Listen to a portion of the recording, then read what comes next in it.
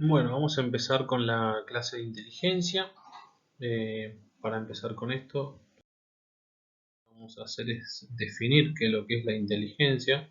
Esta facultad que por ahí es un poco compleja, porque desde el punto de vista reducido, digamos, al punto de vista de las funciones cognitivas, abarca varias, por lo tanto la definición es bastante amplia, por eso he decidido poner varias.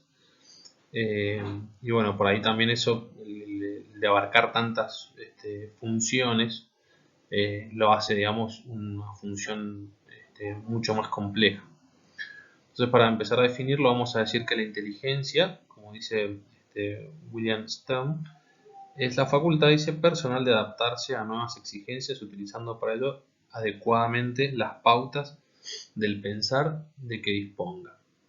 Se subrayan, digamos, tres elementos: la facultad personal, el uso adecuado de pautas del pensar y nuevas exigencias. Para Lippmann va a decir que es una facultad, o la facultad de captar objetivamente ciertos contenidos dados y elaborados con sujeción a determinadas metas, buscando cierto objetivo. Y para Wechsler, que también es uno de los más importantes, la inteligencia es la facultad, dice, compuesta global del individuo de actuar adecuadamente, pensar razonablemente y relacionarse efectivamente con su mundo circundante. Entonces, un poco creo que las definiciones son bastante amplias o abarcan bastantes partes o funciones del individuo, no se reduce a la inteligencia a una sola función, ¿sí? Por lo menos inteligencia entendiendo como la entendemos a nivel físico, ¿no? Acá. Bien. Bueno, Wechsler, que era una de las definiciones que veíamos recién, de acá sale, digamos, lo que es el test de Wechsler, que se llama el WISC, digamos, o el VICE, digamos, que es para adultos, el WISC para niños, que justamente un poco lo que hace, o el test que más se utiliza para medir, ¿sí? O para cuantificar, si se quiere, lo que es la inteligencia, ¿no? Entonces, un poco nos da eh, una idea de qué tan inteligente es la persona y que podemos de alguna manera sacar a través de este test es lo que se llama el coeficiente intelectual, ¿sí? Del sujeto, ¿sí? Bien, este test, como al ser tan complejo, simplemente lo remarco porque lo muestro para tener una idea de qué consiste o qué cosas se evalúan. Básicamente ahí tenemos, consta de varias partes, los subtest esencialmente que son verbales, donde se habla de vocabulario, la información, donde se preguntan cosas bastante básicas de la vida cotidiana, semejanzas, digamos, y encontrar los parecidos entre distintas cosas, la comprensión. Después tenemos subtest de atención y concentración, donde vamos a encontrar aritmética, que son cálculos aritméticos básicos, suma, resta, creo que hay algo de multiplicación y división. Depende, digamos, para qué, si es para aplicarlo en adultos o en niños. Y los dígitos, que dígitos en realidad se refiere a una secuencia de números que se van dando y la persona tiene que ir, el sujeto que se evalúa tiene que ir repitiendo los dígitos, la secuencia de dígitos que se le va diciendo, a veces son de manera corrida, de manera inversa, depende. Después tenemos los subtest manuales, ¿sí? Es porque el primero son subtest verbales, el segundo grupo son los subtest verbales, donde vamos a encontrar la coordinación, por ejemplo, ensamblaje visomotor, construcción de cubos, símbolos de dígitos. En el ensamblaje son como distintas piezas que uno tiene que ir ensamblando y crear una figura. La construcción de cubos también son figuras que se van armando con unos cubos que se van poniendo uno al lado del otro. Bien, en fin, y después tenemos los subtests de organización visual, donde se ordenan historias, se completan figuras, historias por ahí que como si fuera como una especie de cómics, donde se van pasando distintas partes de una historia, se muestran en orden, desordenadas, ¿sí? En principio, y la persona tiene que armarlas. Bueno, eso básicamente como para hacer un resumen de lo que es el test de Wechsler, que es el que se utiliza generalmente para evaluar lo que es inteligencia, ¿sí? Lo que utilizan las psicopedagogas o psicopedagogos y los psicólogos o psicólogas. Bien. Dentro de lo que, cómo vamos a definir, digamos, esto de lo que es los trastornos de la inteligencia. Bueno, anteriormente se le llamó oligofrenia, después pasó a llamarse lo que conocemos como retardo mental, y por último, y que lo vamos a diferenciar de lo que es el deterioro. En realidad acá no es lo mismo deterioro que retardo mental. Hoy en día, con las últimas clasificaciones, se lo conoce como discapacidad intelectual, digamos, y lo más nuevo en cuanto a la nomenclatura, porque estas son cuestiones que en general suelen ser accidentales. Si bien se le suman algunas cosas, algunas cuestiones que no estaban antes, pero básicamente nos referimos a lo mismo cuando hablamos de oligofrenia, retardo mental, cuando hablamos de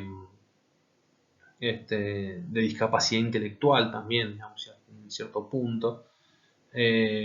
Básicamente hablamos un poco de lo mismo. Así que, bueno, el deterioro sí pasa a ser otra cosa distinta, ¿sí? Porque se da en otro momento, sobre todo en un momento cronológico distinto, ¿sí? Ya vamos a hablar entonces más adelante. Bien. Vamos a decir entonces que el niño esté estrictamente normal, o a lo que se tiende cuando vamos a hablar de que su inteligencia es normal, tendría que ser una edad cronológica igual a su edad cronológica, ¿sí? Una edad mental cronológica, una edad igual a su edad cronológica, perdón, me confundí. Una edad mental igual a su edad cronológica, es decir, cierta madurez, digamos, ¿sí? de las funciones, de ciertas funciones cognitivas acordes a la edad que tiene. Si su edad mental es mayor que la cronológica, vamos a ponerlo como que será inteligencia superior a lo que será lo que es el promedio, lo esperable. Y si la edad primera, es decir, la inteligencia es inferior a la segunda, habrá un retardo en su desarrollo intelectual, que puede variar, digamos, si de ser un retardo más leve a ir a más severo, digamos, ¿no? Bueno, para indicar, digamos, el grado de inteligencia se usa el coeficiente intelectual, esto que me parece, no estoy seguro, sí creo que era Stanford Binet, fue el que diseñó, digamos, esto del CI, digamos, el coeficiente intelectual, que es el coeficiente entre la edad mental y la edad cronológica por 100, digamos, y eso nos daría, así a simple vista, digamos, el, el CI del sujeto, así que sacamos el coeficiente intelectual que tiene la persona que se evalúa. Bueno, acá vamos a utilizar el retardo mental, no nos vamos a basar en la definición o utilizar el concepto de discapacidad intelectual, que es el último, digamos, que se usa. Bueno, porque yo considero que básicamente la persona que tiene un retardo, una discapacidad intelectual, cuando hablamos de lo mental y de lo intelectual, creo que nos referimos a lo mismo. Un poco por el tema del cambio de nombres, tampoco varía demasiado en los tipos de problemas que presenta cada uno. Y también se pueden encontrar distintas clasificaciones, o sea, tampoco son... Pero bueno, nosotros vamos a usar esta que me parece que está acorde, que se puede trabajar, digamos, en base a esta y entender básicamente lo que tiene una persona con un retardo, con una discapacidad intelectual. Y ahí, así encontramos, digamos, esta clasificación donde lo dividimos en estas 5 subdivisiones, donde decimos retardo mental mínimo, midiéndolo con los números, ¿sí? Iría entre 85 y 71, digamos, un retardo mental mínimo. Un retardo mental leve, hablamos que es de 70 a 50. Un retardo mental moderado, vamos a hablar de 135 a 49. Perdón, de 49 a 35, está mal, lo leía con el 1, no iba. Un retardo mental severo iría de 34 a 20 y retardo mental profundo un 6 menor a 20. ¿Sí? Básicamente, igual los números siempre en este caso son accidentales, son puestos, ¿sí? Es decir, podría utilizarse otro criterio, digamos, ese no tiene mayor relevancia, pero bueno, basado, digamos, en las pruebas de WIS o del WISE, digamos, lo que nos da es esto, ¿sí? Se establece una inteligencia promedio y ya vamos a ver por qué, porque es uno de los criterios que se utiliza para el retardo mental. Entonces, vamos a ver cuáles son los criterios, esto que hablábamos recién, para el diagnóstico del retraso mental. Tenemos criterios psicométricos o estadísticos, que es lo que hablábamos recién. En cuanto a la estadística, el número, a la medición, ¿sí? Que se establece, que es de alguna manera cuantificar, ¿sí? Esa función, ¿sí? Es decir, bueno, es una cuestión también un poco subjetiva la de los números, porque uno establece que, por ejemplo, un CI menor a 70 va a ser un retardo mental leve. Y eso de alguna manera tiende a tener algo de subjetividad en el fondo, pero bueno, es lo que está estandarizado de esa manera, ¿sí? No cambia nada. Lo que queremos siempre señalar es que esa inteligencia es menor a lo esperable. Criterio cronológico, que tiene que ver con la edad, y el criterio adaptativo, que tiene que ver con la manera de que el sujeto se adapta a las situaciones. Vamos a ir explicando cada uno. Entonces, el criterio psicométrico implica, como dice ahí, esto bien de psicoestadística, 2 desviaciones estándar por debajo de la media. Es decir, así como se ve en el gráfico, vamos a ir a señalar ahí cómo se distribuye. El promedio va a rondar en esto, ¿sí? En esto que se ve en azul, por ejemplo, y las desviaciones se van corriendo para el costado. Si nos encontramos ante 2 desviaciones, ¿sí? Vamos a encontrar un CI menor a 70. Entonces vamos a hablar de que el retardo mental aproximadamente va a empezar de 70 para abajo, tomando, digamos, de referencia que la inteligencia promedio tendría un CI a partir de 100, digamos, ¿sí? De entre 100 y hasta 115 básicamente. Después, digamos que para arriba vamos a encontrar en la otra desviación algo más. En 2 desviaciones estándar por encima vamos a encontrar una inteligencia quizás superior a la esperable en ese momento. Básicamente entonces establecemos que esto de las desviaciones justamente se establece a partir de este criterio estadístico, ¿no? Este criterio estadístico nos dice eso: 2 desviaciones estándar por debajo de la media, de lo esperable, que está dentro del rango de lo esperable. Si lo muevo 2 desviaciones estándar para abajo, vamos a encontrarnos a partir de ahí podemos considerarlo un retraso mental. Bien, porque esto igual no es lo único, no es lo único con lo que se mide la inteligencia, por eso utilizamos varios criterios, ¿sí? Eso también es importante también señalar. Tenemos el criterio cronológico, es decir, que siempre el inicio es anterior a los 18 años. Esto quiere decir que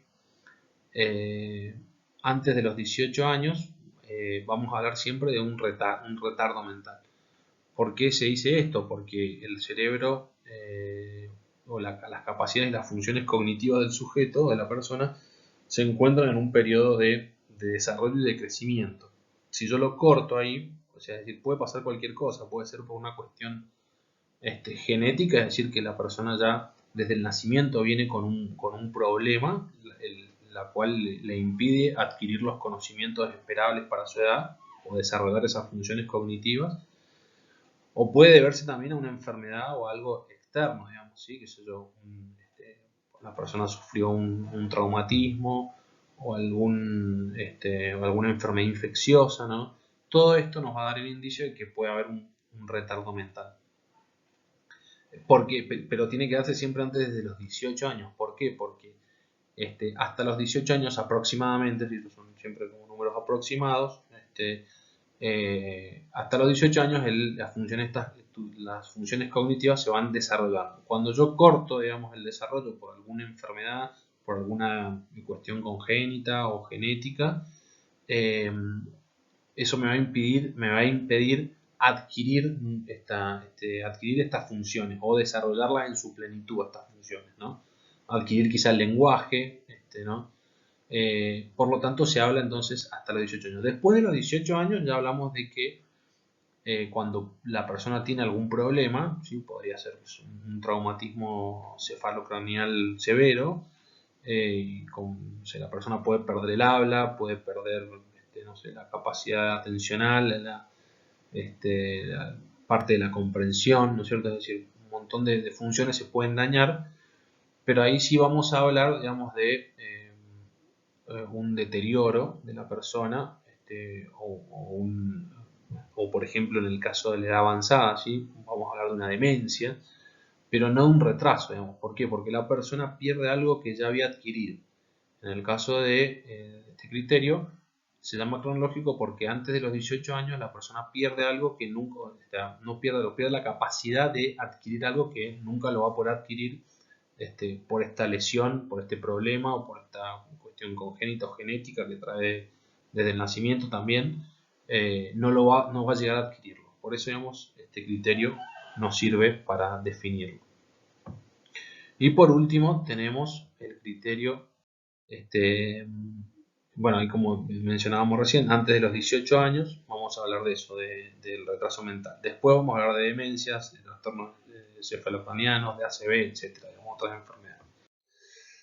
Y el criterio adaptativo, que es déficit o alteración de ocurrencia en la actividad adaptativa actual, digamos, eficacia de la persona para satisfacer las exigencias planteadas para su edad y su grupo cultural.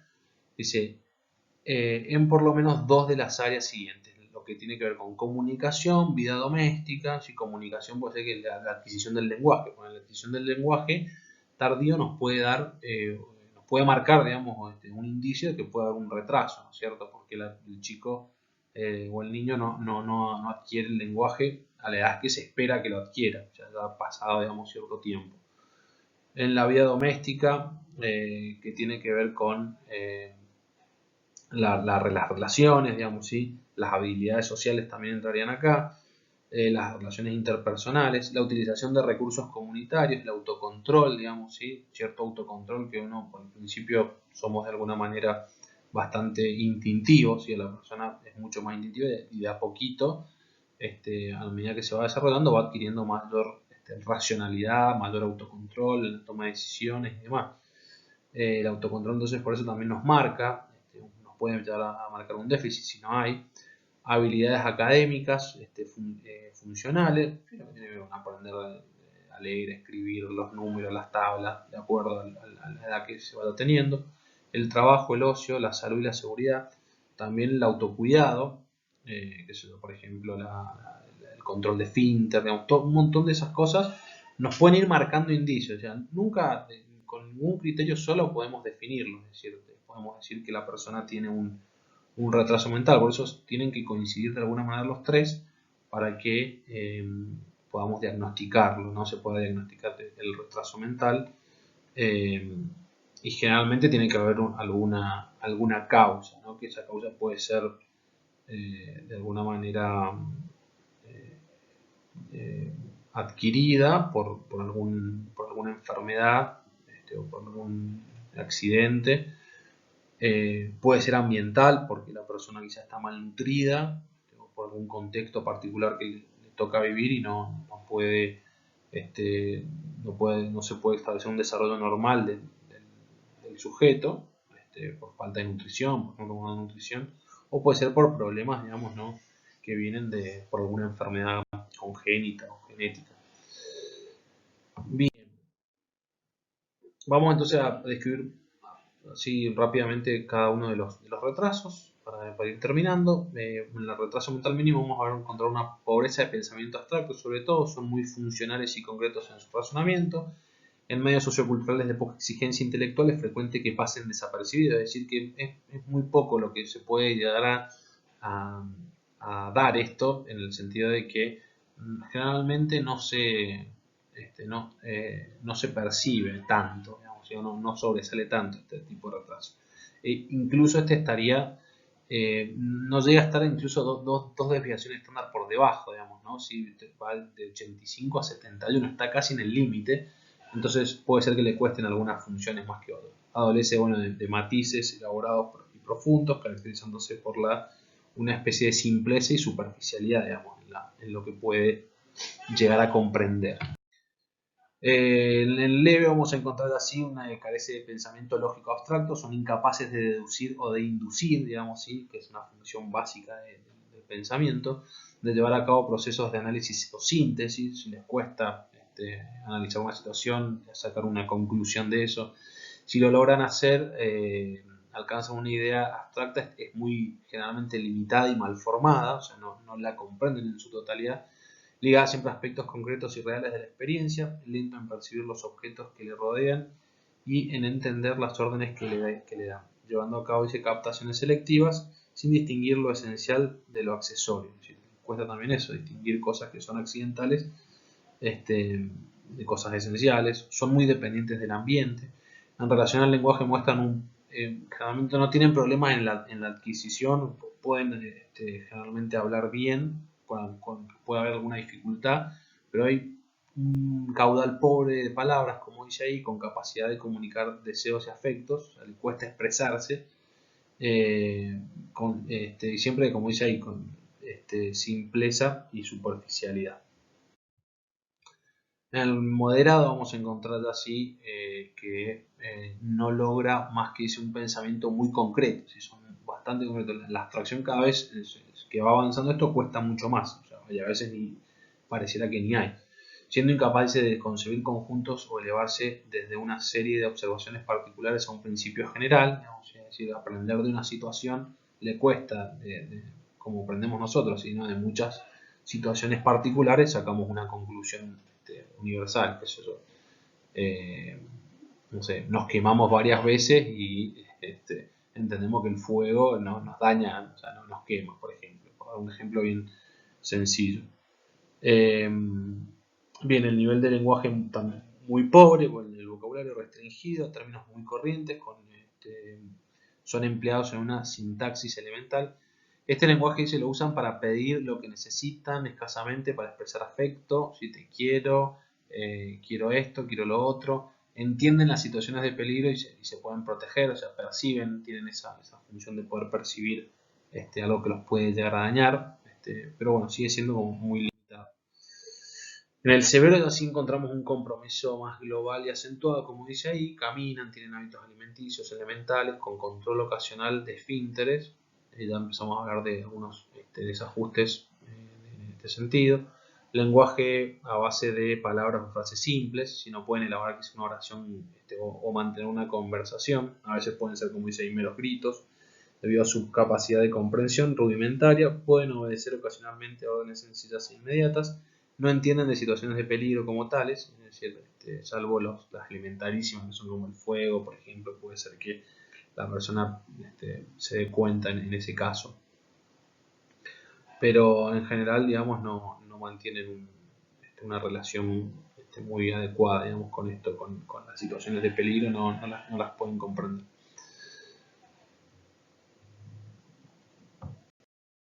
En el profundo ya hablamos de casi una inexistencia de vida psíquica, pareciera, digamos, ¿no? En realidad uno no lo sabe, porque los que tienen un retraso mental mínimo, profundo, establecen como una cierta conexión, pero muy de vez en cuando, uno tampoco la puede comprender porque no pueden expresarse.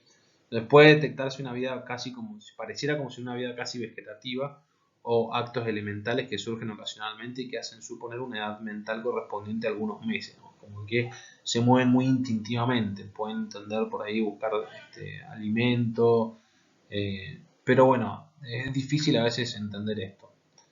La mayoría se muestra, digamos, desconectados del medio ambiente, pareciera como que no tienen un contacto, ¿no es cierto?, con el medio. Aunque bueno, obviamente que en ciertas situaciones lo hacen, ¿sí? Varias veces. Bueno, algunos ejemplos, digamos, de lo que es el WISE, bueno, cómo está hecho. Ahí tenemos otro ejemplo, otro test, esto lo vamos a pasar porque no nos interesa.